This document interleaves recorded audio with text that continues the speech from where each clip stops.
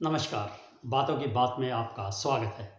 खबरों की दुनिया में बातों में से बात निकल कर आना स्वाभाविक है और इन्हीं बातों को हम आप तक लेकर आते हैं और उन पर चर्चा करते हैं। पिछले कुछ दिनों में खबरों से बात निकल कर आई है कि सरकार कोरोना की वैक्सीन बनाने वाली विदेशी कंपनियों फाइजर और मॉडर्ना को इंडेमनिटी अगेंस्ट लायबिलिटी यानी कानूनी कार्रवाई से सुरक्षा देने पर विचार कर रही है।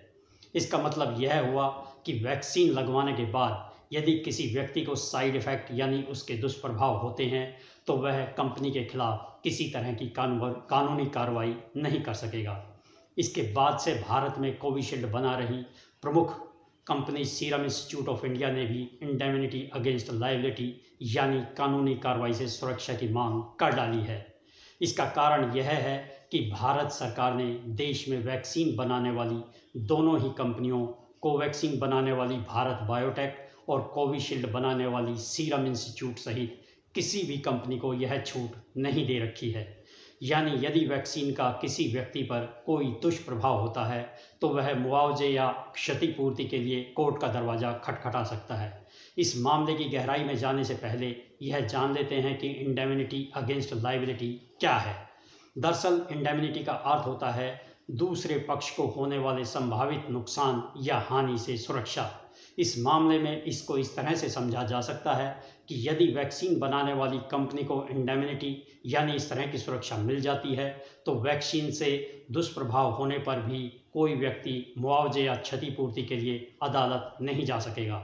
यहाँ यह भी जानना जरूरी है कि यदि भारत सरकार विदेशी कंपनियों को इंडेमनिटी देती है तो भले ही व्यक्ति वैक्सीन का दुष्प्रभाव होने पर इन विदेशी कंपनियों के खिलाफ अदालत में ना जा पाए, लेकिन जानकारों का कहना है कि वह अपनी सरकार को कोर्ट में अवश्य घसीट सकता है, क्योंकि इन कंपनियों को इंडेमनिटी सरकार ही देगी। अब बात आती है कि यह नौबत क्यों आई।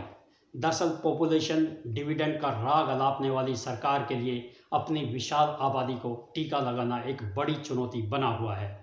इसलिए वैक्सीन की कमी से जूझ रही सरकार ने जब विदेशी कंपनियों से संपर्क साधा तो उन्होंने सीधे सीधे कह दिया कि यदि हमें इंडेमनिटी मिलती है तो ही हम भारत को वैक्सीन सप्लाई करेंगे, अन्यथा नहीं।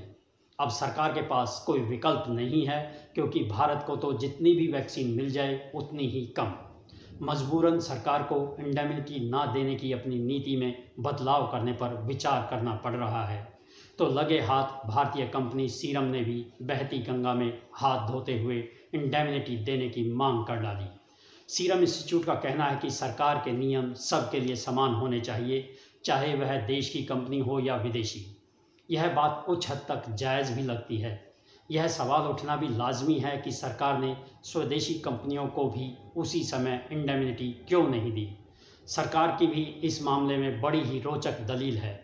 उसका कहना है कि यदि इन विदेशी कंपनियों को अमेरिका, ब्रिटेन और ब्राज़ील तथा जापान जैसे देशों ने मंजूरी और इंडेमनिटी दे रखी है तो हमें भी इसे देने में कोई हर्ज नहीं होना चाहिए। यह सुनने में बड़ी अजीब बात लगती है और सवाल उठता है कि क्या हमारे देश में सब कुछ इन देशों की तर्ज पर ही होता है। यहाँ एक गंभीर सवाल और उठता है कि केंद्र सरकार ने पिछले 1 वर्ष में इस तरह की नीति और योजना क्यों नहीं बनाई जिससे कि इस तरह के हालात ही पैदा नहीं होते। क्या सरकार को देश की आबादी का अंदाज़ा नहीं था? क्या उसे यह नहीं पता था कि उसे अगले 1 वर्ष में समूची आबादी का टीकाकरण करना है? हमारी आबादी एकाएक तो 138 करोड़ नहीं हो गई। जब सरकार ने देश की केवल 2 कंपनियों को वैक्सीन बनाने का लाइसेंस दिया तो उसने यह नहीं सोचा कि ये कितनी वैक्सीन का उत्पादन कर पाएंगी। क्या पिछले वर्ष ही विदेशी कंपनियों से बात नहीं की जानी चाहिए थी? अगर उस समय बात कर ली जाती तो अब हड़बड़ी में उनकी हर शर्त मानने की नौबत नहीं आती। वैसे गौर करने की एक बात यह भी है कि यदि कोरोना की दूसरी लहर सुनामी बनकर नहीं आती और लाखों लोगों की जान नहीं जाती तथा कोर्ट की तरफ से वैक्सीन को लेकर सरकारों को फटकार नहीं लगाई जाती तो संभवतः सरकार विदेशी कंपनियों से बात ही नहीं करती, क्योंकि मौजूदा योजना और इंतजामों को देखकर ऐसा लगता है कि उसकी योजना तो 3 वर्ष तक टीकाकरण अभियान चलाने की थी। दोस्तों, आपको यह वीडियो कैसा लगा? कमेंट बॉक्स में जाकर अपने विचार हमारे साथ अवश्य साझा करें और हाँ, हमारे चैनल को सब्सक्राइब करना ना भूलें तथा वीडियो को शेयर और लाइक ज़रूर करें। धन्यवाद। नमस्कार।